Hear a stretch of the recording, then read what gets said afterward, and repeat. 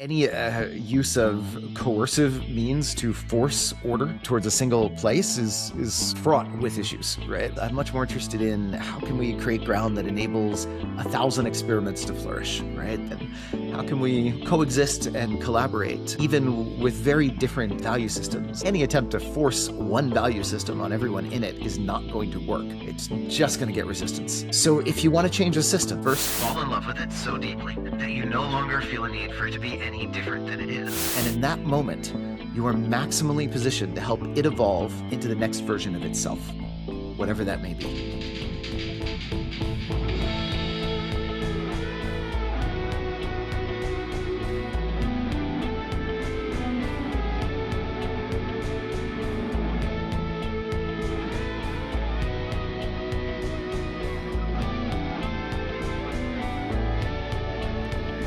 The container is now open.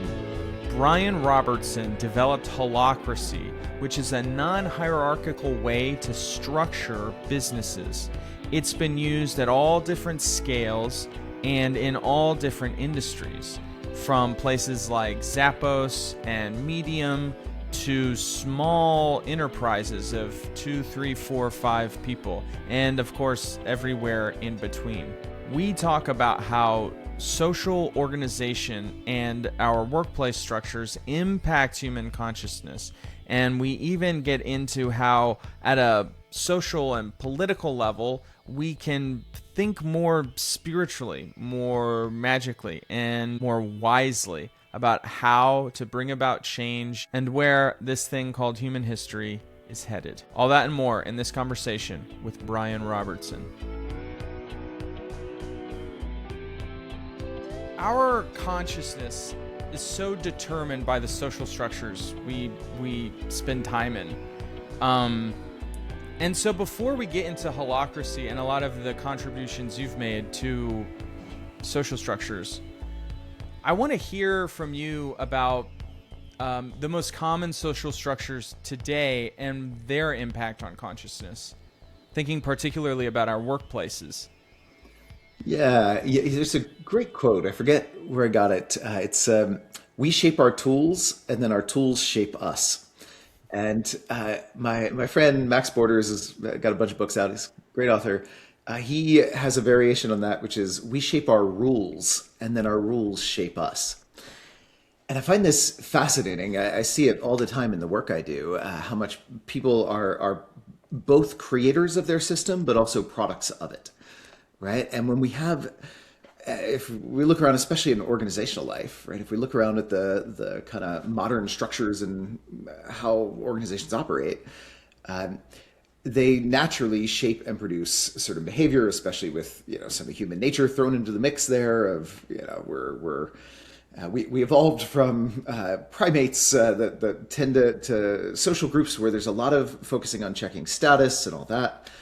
And this gets kind of married into the way we organize now, and I cannot tell you the amount of time and waste I see in organizations from people trying to navigate their image, making sure their social standing is, good, and navigating around, who here do I need to impress to stay in the good graces of, the tribe, if you will, and it's a lot of energy. It's almost like an entirely second job that people spend a lot of energy doing, and sometimes at the detriment or the expense of the organization they're in.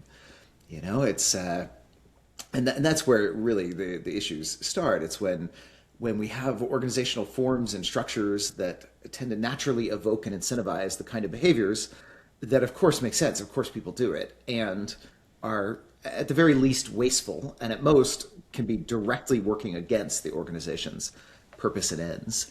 And I think we see that in the kind of, it's a very parent-child authoritarian model. And in most companies, we have this top-down command hierarchy that mirrors the way many of us go to school in these, again, authoritarian top-down. There's an external authority that hands down what you're supposed to do. Your job is to follow the rules and do what you're told. And that's often, itself a reflection of the childhoods that many people have grown up in. We have these forms of social structure that do tend to be very authoritarian, and I don't mean that necessarily in a negative way. If it's served or when it serves, great. There are times where I'm going to use full top-down parental command authority with my 10-year-old daughter, and it's very appropriate. But I try to hold in mind that my ultimate job is to help her outgrow the need for that, not to have her submit so much that she's learning how to submit. She's learning how to, work in that kind of structure that isn't focused on helping her find her power. Instead, my job as a parent is really to obsolete myself, to help her not need these kind of structures, but to find and use real autonomy, real power, from her own center, her own ground. In at least what's popularly conceived as healthy parenting, it's the one position of authority where the project is to abdicate.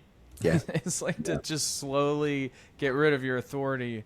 My experience of reading about human history and also just being in organizations and seeing a thing or two in my life is that people in authority rarely make it a project to get rid of it. Yeah. There's almost like a cruel, is this natural, like gravitational process or something? Yeah, and I think there's at least two things going on there typically. One is often people don't know how. It's hard. Even aside from any, intent or ego dynamics at play, it's much easier to jump in and micromanage than it is to figure out how you can create a system and structure and clarity, organizational clarity that does not require micromanaging. It's just much higher level, harder work.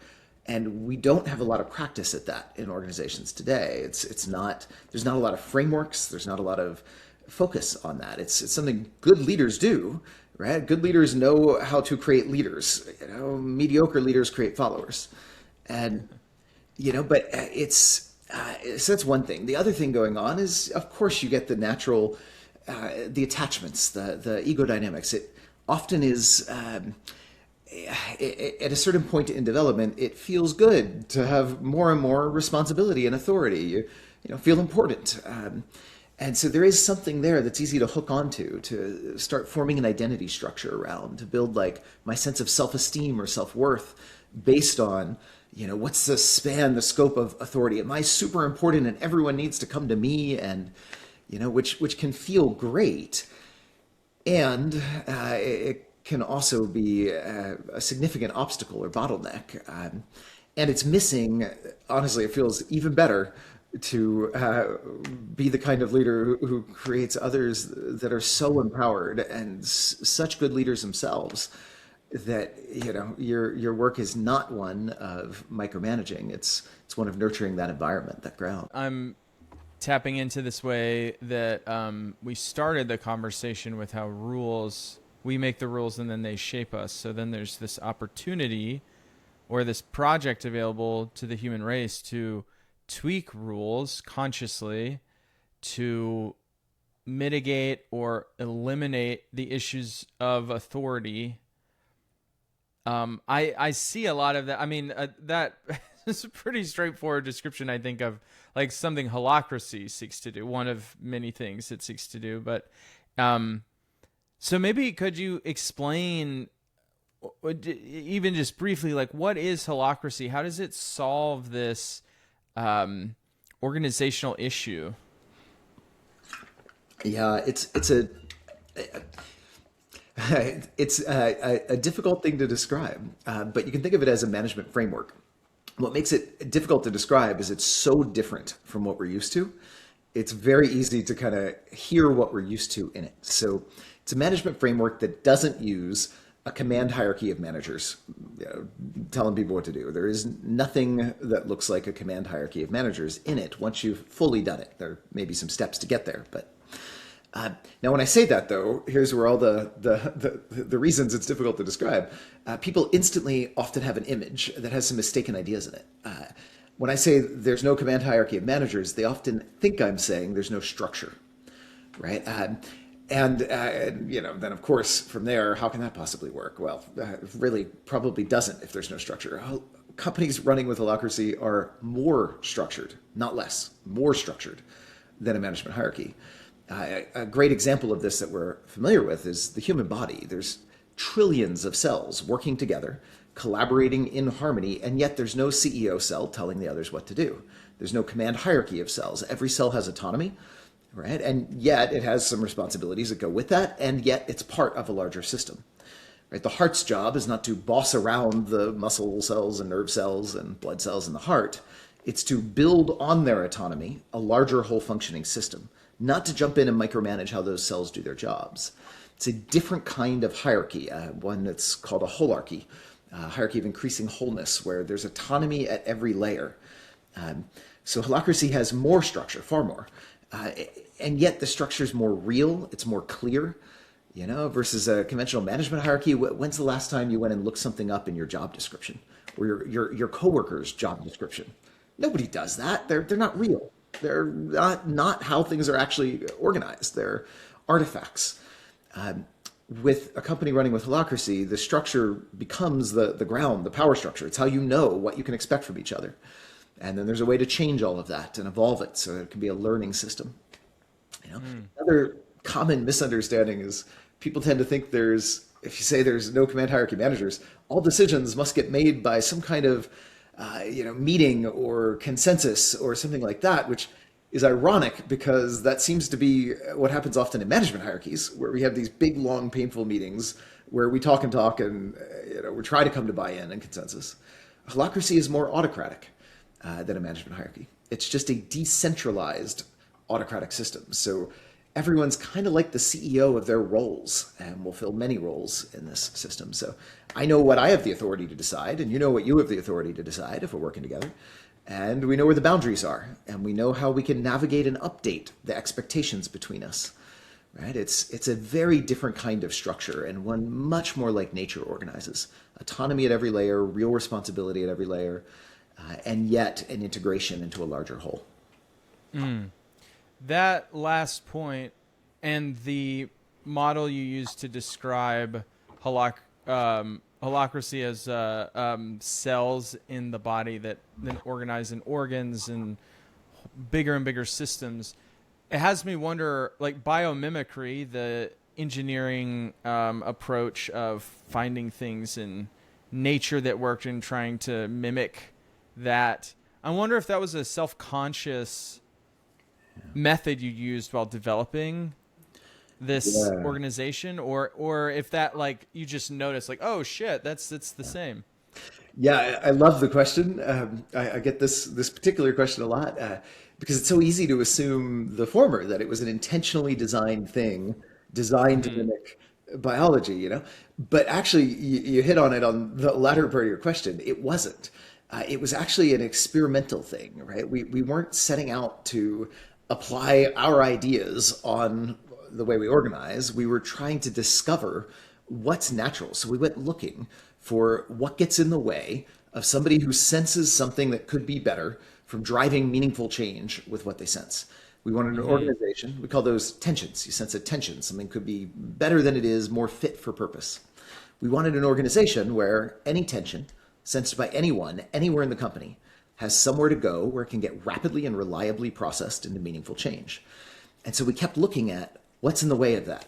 Well, lack of clarity of who makes which decisions, that gets in the way of it. So let's experiment with some things to solve that. Big painful meetings where we try to get buy-in all the time. Well, that gets in the way of it. So let's try some things to solve that. And we kept iterating and iterating just from a very pragmatic, what gets in the way of organizational purpose being expressed, where everyone involved can contribute everything they've got to that. And what we found was what emerged from that was something that naturally, of course, mimicked not just biology, but the broader evolutionary process itself, right? Which shaped our biology, which of course makes so much sense to me. Of course it's what you're going to get. Nature's been doing this a lot longer than us humans have been organizing companies. And it knows a thing or two. It's figured out some patterns that work for finding effective fit designs for complex challenges. And that's exactly what we found. Of course, this is mimicking an evolutionary biological process. I love that when emergent processes end up with the same vague, like, fractal shape as other emergent processes. It's just like you can really feel like God and magic, and it just feels really spooky I know, and right? psychedelic.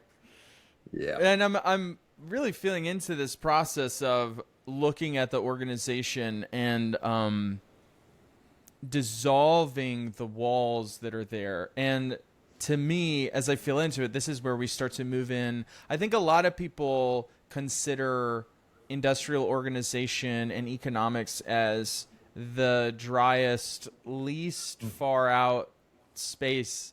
But actually, it's like when you get far out there, it actually like my sense is that these like really amazing things open up. So, for instance, going through an organization, first of all, finding the walls, finding the limitations, and then being able to like overcome the ideological programming that created those walls and insists that they're load bearing is like Yeah. such a process of group overcoming and collective like psychedelic enlightenment. Whatever the outcome, it's like just that process is. Yeah, it's very true. It's very true, and it's not all that uncommon that we find the kinds of leaders and CEOs that get this naturally and that bring it in. Not always, but have often done a lot of psychedelics. uh, there is something about just disrupting, the normal patterns of how we think and make sense of and make meaning of the world, right? And that practice is useful. It's the challenge of learning holacracy is not a learning challenge; it's an unlearning challenge, right? It's we have such ingrained patterns of how we lead and how we organize and how we follow, right? And holacracy is a very different framework that's asking for something very different from those involved. And the harder part, again and again, it's not learning the new processes, the new rules. It's unlearning what we think we know, the structures that have served us to get to where we are, and yet now become an obstacle to finding a better way. So then my sense is that this is a slightly different project than the post enlightenment projects of politics and economic organization that we've seen over the past few centuries. That the 20th century became this like final showdown between like free market and some kind of planned economy thing. And that showdown might play out again in the future in some different way. But it's like there's this, in general, both of those teams, and I think a lot of the world today still lives in this kind of progressive, in the most general historical sense, progressive idea of we can make things better than they are now, and we can do that by observing and tweaking and like doing like kind of the science of progress on these things. And whether that word progressive is tainted now by how it's used in political discussion, but just whether wherever you are on the political spectrum, chances are you think we could make improvements. Whereas like and that is like an ideology. That hasn't always been the case. Like there have been millennia of human history where we were like, this is the way it is, and this is like And so, but as I'm listening to you, it's like it feels different from that Enlightenment perspective. Yes. It feels way more magical or something. Yeah, I can speak to that. I think you're spot on. So there's kind of two ways we might drive change to, quote, make things better. And we see one dominant in our societies and cultures today. And Holacracy is actually asking for something very different and has rules in it to protect from the one we see more dominant in society, which is more driving change from something mental, a mental structure. Might be a vision of, I think this would be better, an analysis, or it might be a value system of, hey, these are good values. We want to drive more of these values. And there's a challenge there when we're driving change from something in our head, our mind. It can get disconnected from the lived reality, which is where we often see people drive change thinking they're bringing in a better system of government or better law or whatever. and then it has massive unintended consequences, right? And what they often end up doing when it's coming, especially from some moral charge behind it, they smuggle shadow in with it, even if there's some utility in it. When we go to a system and we say, no, it's wrong, I have a vision that's better, even if we succeed and we do bring in something useful, almost guaranteed we're going to smuggle some of our own shadow in with it because we're in some rejection of something. And the alternative is, instead of driving it from a vision or value system in our head, we can do it from more of an embodied experiencing of what are we actually noticing is in the way of flow, right? Of getting results here in this company. It's, I'm working in this role and I'm trying to do something, and now it's not a theoretical idea of, I think this would be better, or, some mental structure. It's every time I try to do this, I have a multi-day delay because of this inefficient process here, or whatever. And now when we drive change based on experienced tension, right? Not a theoretical frame or value system or idea, but just here's something that's getting in the way. Right? We're far less likely to be smuggling in something that doesn't work. We're more grounded. It's more grounded in the actual lived reality and experience. And it's much easier to integrate across different perspectives because we're not arguing about something theoretical. We're not arguing and fighting over which mental structure or value system is correct. We're saying, right now, here's a practical thing in the way of flow. What do I do? Or what might I propose? And we're using our mind, but only to craft some initial proposal. And then that proposal can be torn apart and changed. What matters is remove the obstacle to flow. So it's a very different way of driving the evolutionary process, quite different than what we're used to, and especially the political arena. If you love this conversation, there's a lot of ways you can support the work we do around here. Probably the best way is by going to patreon.com/thecontainer and committing to making small monthly contributions. It really means a lot, and we have a lot of bonus content planned for this summer. Other ways you can support this show: if you're listening in Spotify or Apple Podcasts, go ahead and leave a rating and review. If everyone who listened did that, we would dominate the algorithm. And if you're watching this on YouTube, remember to like, subscribe, and leave a comment. Maybe talk about how your workplace functions and how you would like it to look different. All right, now back to our conversation with Brian Robertson.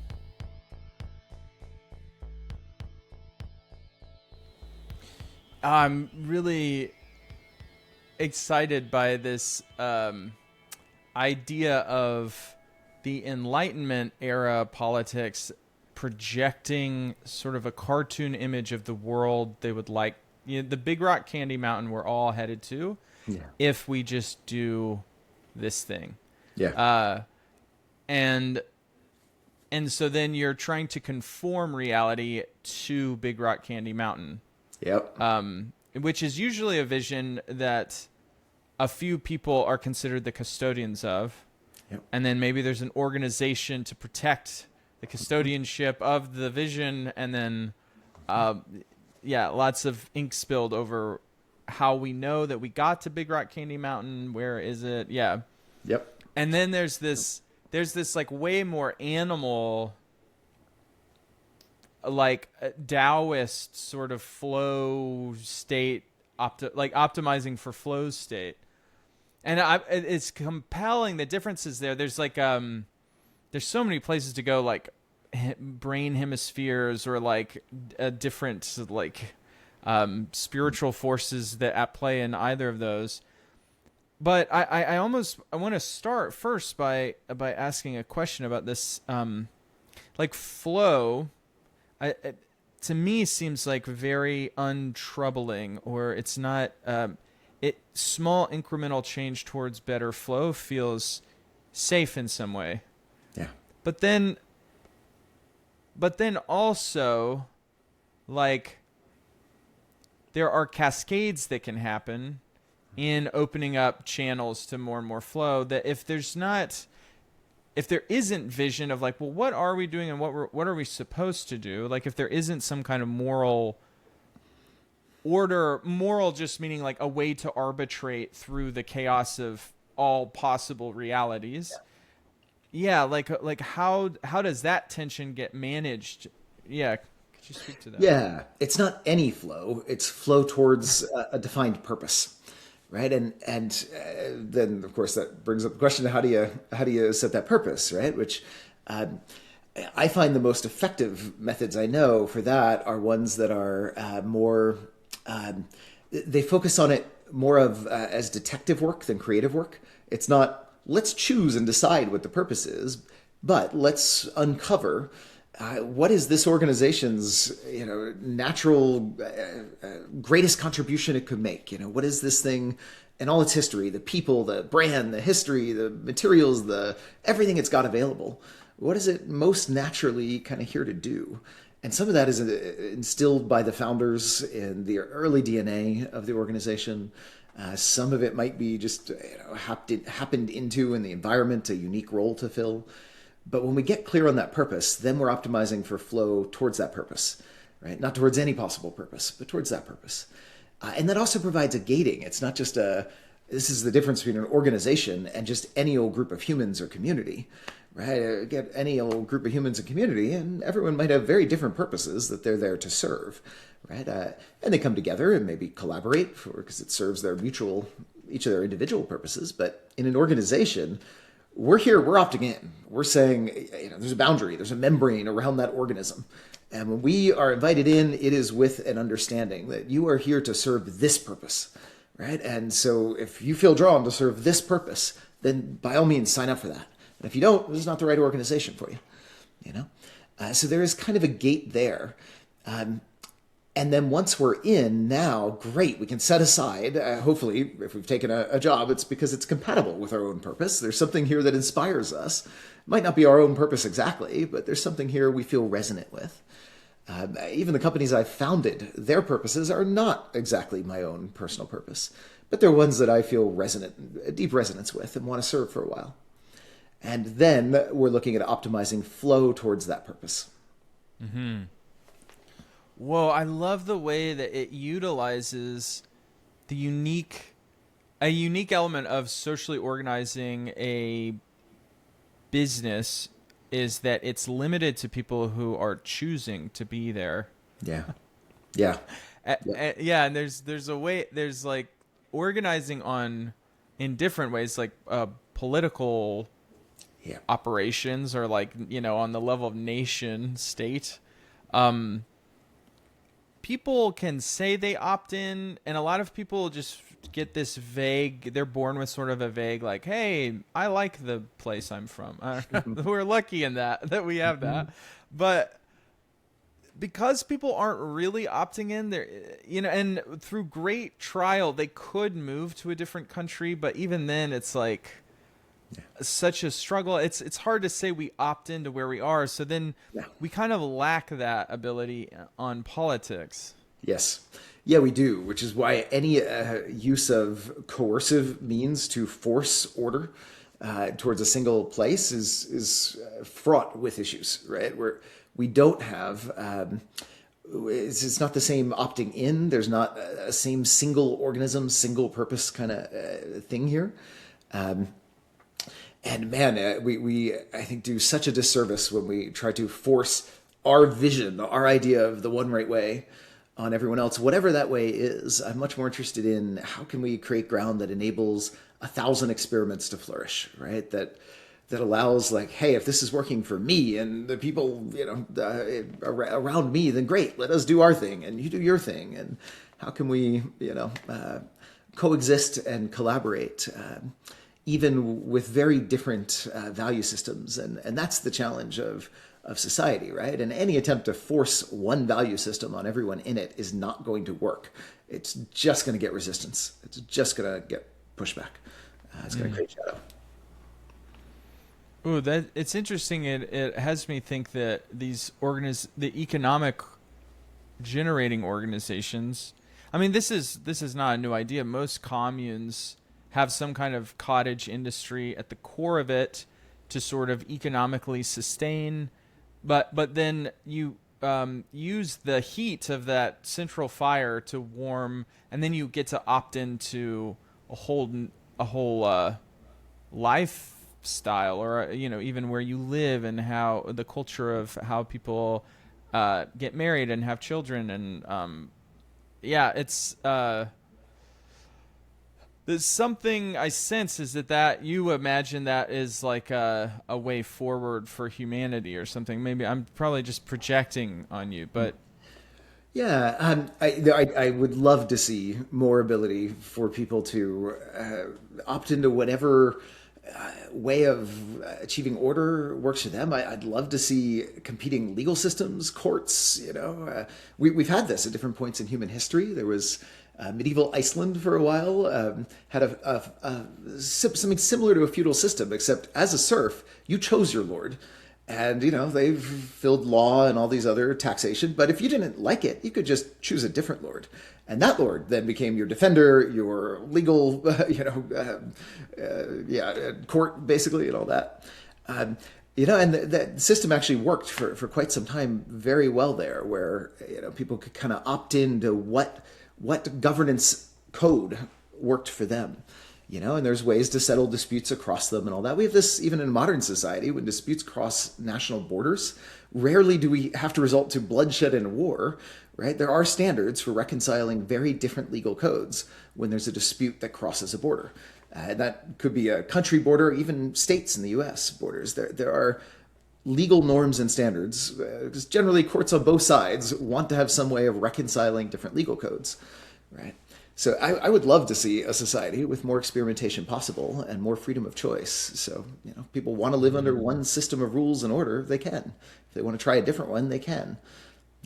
One of the features you highlight as a problem with coercion and with certain structures we've tried in the past is this way that shadow is...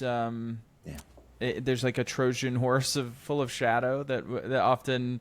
that's involved, and I'm curious if you could speak more to that. Yeah, I mean, it's very, very similar to imagine you're trying to change a person, and if you've ever had somebody trying to change you from blame, judgment, and charge, right? Like they are clear you are bad and wrong as you are. And they, of course, know better, and they're going to push this on you, try to get you to see your fault and change you. Well, that provokes defense, right? It provokes resistance. Of course, they're going to resist you. They're going to resist whatever change you're bringing because they sense accurately that you're not doing it for them. You're doing it for you. You're doing it because you have some attachment to something being different than it is. You have some attachment to them being different than they are, and that's going to get resistance. And so the push to do it actually creates more of the resistance and polarizes. You're creating more of the very thing you're trying to remove when you do that. And so if you really want to change someone, the absolute most effective pragmatic means possible is first let yourself fall in love with them exactly as they are so deeply that you no longer feel any need for them to be any different. Because in that moment, they're undefended. When someone senses that, they don't need the defense, the guard, right? They feel that you're there just helping them. You don't need them to be any different. You're not pushing your vision on them. You're there in service. You're there in devotion, right? And that's when it's maximally open to being changed by you, a human. And the same applies for systems, right? When we go and attack a system, right? We protest and tear it out, tell it how bad it is and tear it down. Well, systems are full of humans, and the system itself has a certain life, and it will resist. Defenses will come up. It's accurately senses that this change from the outside is one done for some other sake, not for the system's sake. It's for somebody else and their vision. So if you want to change a system, the single best thing you can do is first fall in love with it so deeply that you no longer feel a need for it to be any different than it is. And in that moment, you are maximally positioned to help it evolve into the next version of itself, whatever that may be. Right? And I think anyone that does a lot of change work in organizations or with people has probably encountered some version of this or has some of this intuition built. If we want to help things evolve and help things change, it's really important to not go in pushing our vision for our sake, right? And if there's any charge, any sense of like, frustration and wanting it to be different, that's the thing that's going to breed defense. That's going to make it harder for that thing to change. It's going to be less permeable to your input, to your ideas, whatever it is, So if you want to really help things evolve, first step is understand it. Why is it there? Find the beauty in it. Even with, I'm not saying deny all of, if you see things that are the pitfalls of it or the shortcomings of it, great. But there's beauty there. It would not exist if there weren't beauty there. Find the beauty, fall in love with the beauty, appreciate it, find what's in you. What are you resisting feeling that is making it leak out as judgment? All judgment is an attempt to not feel something, right? We project out as judgment when we are not willing to let ourselves feel. It might be a heartbreak we have to feel at the way it is now. It might be grief we have to feel. It might be, who knows, anger, who knows, any number of things. But when we are fully in our own feeling system, where we're not resisting feeling anything we need to feel, then it becomes a lot easier to find that loving acceptance of things as they are. And from there, their defenses drop. From there, you can actually be in service, devotional service, not just trying to attack, tear down, and change. One of the ways that drama plays out is with something like climate grief, where I think that, we have a couple generations here who it's like, rather than just taking a moment to be sad about what might happen or what has happened, and what needs to be done, and just feeling the grief of that. Instead, you leap right into, it's like, some people need to be executed in the town square, right? Right? Yep. And it's like, like, before you build the guillotine, just like just consider actually feeling the grief. And it's for some reason, that's the instinct, is to resist feeling the anxiety. It's so funny. You want to react to it without just being with it first. And that's in the social meditation of circling, that's such like a core thing, is to slow down long enough to where you just feel your feelings before making a move, based on them or something. Just like be with the feeling first. And it's the kind of just operational best practice with the animal of the human body that it's astounding that isn't taught in preschools, but you have to. I know. Yeah, I'm with you. I'm a huge fan of circling, and many friends who are leaders in that space, and it's practices like that. I wish they were in schools. I'm teaching my daughter things like that as best I can at her age, as her capacity grows, of how to really like feel your feelings, not think your feelings, not immediately project your feelings and attack the outside thing, right? But feel them first. And then you have the option. There's so much more freedom in that. And sometimes just revealing your feelings is itself transformative. Sometimes you change a human or a system, not by in any way trying to change them, but just by feeling what you feel and revealing it. And it reminds me of a quote of philosopher Ken Wilber that I really love. That with more development, things hurt more and they bother you less. Beautiful. As we grow and our heart opens more and we have more capacity, our heart can open more, not because we're more armored and defended, but because we can hold the pain, right? It doesn't need to hurt. We can feel the pain of the world or the pain of whatever it is we're trying to work with and support. We can feel it fully and let it fully inhabit us, right? Without that bothering us to the point that we clench down and we say, I can't handle this. Let me change it because I need to change the outside world to remove the feeling in here, which is what people are doing when they are trying any kind of more coercive, charge-driven change. They're soothing themselves. Something hurts, and they're not letting themselves feel the hurt. They're projecting it out, and they're trying to solve it so that they don't have to feel this terrible thing that feels so bad in them.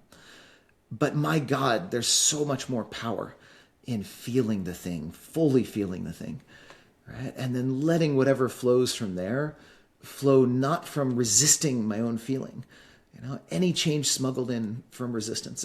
Or another great quote, this is my own paraphrase of it. It's from the book Finite and Infinite Games. It's the root of all evil lies in the desire to eradicate evil. You think about every major societal movement that now we look back on and say, oh my God, that was terrible, right? Many of them anyway, started with people that thought they were doing the good work of trying to eradicate evil, right? Watch out for that. On the interpersonal level, feeling sadness or grief or whatever pain experience before moving seems there are very few objections, at least right now when I'm in a trigger state. This is way different. But Me too. Yeah, but I notice I can kind of hear older versions of me with on like a social level. I think that there's some sort of fear I can tap into that if we take time, there's often like no time on discussions of a political nature. There isn't time. The red lights are going off, and there's this it's funny, that's like a control tactic in high control groups, like urgency, and that in politics there's often this sense of like we have to decide really big things right now. I mean, we needed to do it yesterday, and it's probably too late, but so we better get going now. And so then that has like, if I sit in that mind space, my system doesn't feel like, it's like this hippy dippy kumbaya bullshit is not going to work. We don't have time. We need to do the public execution in the town square, Brian. Yeah, there's a great quote in this, military special forces use it a lot. Slow is smooth and smooth is fast, right? When we act from that sense of urgency, that's a form of dysregulation. And it does not let us act in our smoothest, best selves, right? It is counterintuitive often when we're getting all these internal panic alarms. And if we want to have real impact, that is not just furthering the polarization and all of the issues, we do well to slow down and tend to our own nervous system first. I've learned this in parenting too.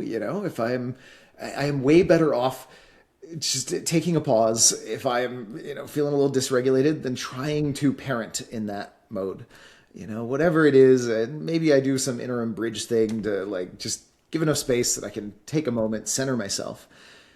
Because what I bring when I'm centered is going to be so much more effective for nurturing and growing this other human system here than anything I might do from freak out reaction. And the same is true with societal systems. Yeah, it has me think we should have national holidays that are just like national mental health days, a couple a week or something. Which I guess kind of a weekend is kind of supposed to be that. I think that, maybe we should go back to having the 2-day weekend. So this is really nice and far out, but then I'm wondering if there's more groundedness we can get into the pentacles of the thing, because I think that's something that I find interesting about your work is that you can go far out, you're very spiritually attuned and awake in that way, but then a lot of your life's work is in like the pentacles of the matter. It's in nothing is more earth than work, Yeah. That's why I love it as a practice ground, right? If we can bring in new patterns, and I've had the privilege of seeing this. I had somebody that left high school to join a Holacracy-powered company when she was 18 and worked in one for 10 years, a little more than that. And it's amazing what kind of 30-year-old you've helped create, by having the opportunity to grow up in this kind of organization, one that is, teaching people about a grounded empowerment and driving change and holding up a mirror to when they are like coming from their own projections and whatever, which Holacracy tends to do. It has processes that become something of a meditative process that help hold up a mirror so you can see what's going on and what you're doing and where you're coming from. And all of this, it's quite developmentally catalytic. I see that again and again. And these ideas that we're talking about are great, but it's hard to take a set of ideas. It's hard to listen to these ideas and then go say, great, I'm going to completely re-architect my life and live from that. Right? That's a great ideal. Wouldn't work for me. If it does for some listener, go for it. Good luck. But we need practices. We need communities and organizations and things where we can practice if we want to show up in some new way to us. This is why I find both organizations and the communities we're in outside of organizational life so deeply powerful, rich containers for helping us step into new paradigms of how we organize, how we drive change. It's the regular practice, bringing it into a concrete, how do we actually get something done level. So I love about circling, you mentioned. What a beautiful practice for sitting there in a group with an actual emotion arising, or a judgment arising or whatever, and getting practice of how do you be with that? And let's try different things. And you get a lot of immediate feedback. What works? What shifts the field? What shifts others? What doesn't? The problem with practicality, though, is how many circlers does it take to screw in a light bulb? What's it like to ask that question? Exactly. Yeah. And this is the challenge a lot of organizations have that are full of people that have a lot of consciousness. They often think that the consciousness of the individuals is sufficient to make a really effective organization. And often it's sufficient to have really deep conversations instead of getting things done. I actually find almost more performance problems in companies that are full of very conscious, experienced meditators, circlers, things like that, often have more challenge, not less, with basic productivity and getting stuff done. That's true in my life. Yeah. The more I make spirituality and consciousness the focus of my life, it feels way less important to be how much money I make or which is funny. That's a stereotype, but it's there for a reason. So if someone this has me curious as someone who actually is building a new company this year, how would you, because I imagine it's a whole other can of worms to retrofit an organization to a new management system. How would you, asking for a friend here, how would you sort of integrate or not integrate, how would you use Holacracy and Holacratic principles to design from the ground up? So first, learn about it. That's one of the most common factors when people try to do something with it and just fail, it doesn't work, is that they just read a little blurb about it or heard about it and tried to apply it. And it's a pretty nuanced system in practice. So learn about it. There's a lot of resources online. Ideally, if you can there's good coaches all over the world. We have a network of certified coaches that we kind of quality control, make sure they know what they're talking about. So you can find one of those, but learn about it, of course. And then Holacracy is a constitutional governance structure. So instead of power being vested in a human at the top of a command hierarchy and then delegated down from there, power is vested in a constitution. And the constitution of Holacracy is, it's not a document you customize by company. You don't need to, and you usually don't want to. It is a meta framework. It's an open source document. You can find it on holacracy.org. Now, that's not to say it's a one size fits all. It's just giving you the framework of how do you decide what all your roles and processes and policies are. Right, so every company is going to be wildly unique. You're going to have different way of doing things than every other company. But Holacracy gives you a meta framework in a constitution. So if you're starting with it from the beginning, what you usually do is adopt the Constitution and say, this is our governing rule set. And that defines things like, what is a role? How do you break down a role? What are the fields in a role? And then what authority does it give when somebody holds a role? And when can they just execute in their role? And when do they need to go talk to someone else? It gives you some basic guidelines within which you're going to customize all of them in every team, or most of them in every team. So it defines a governance process. And the governance process is used to define what are the roles we want. That's not in the Constitution. Constitution just gives you the framework for how to have a governance meeting or how to evolve your roles.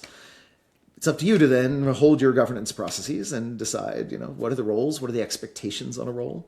I'll give you an example of what that looks like in a real company. Yeah, this was, more than a decade ago in Holacracy One, which is one of the companies I've founded and run. It's a management consulting company that helps get Holacracy in the world.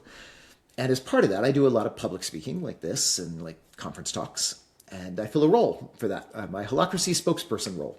It's one of many roles I fill in the organization. And I have a colleague who fills a casting agent role. That's the name of the role, casting agent. Its job is to book me for talks.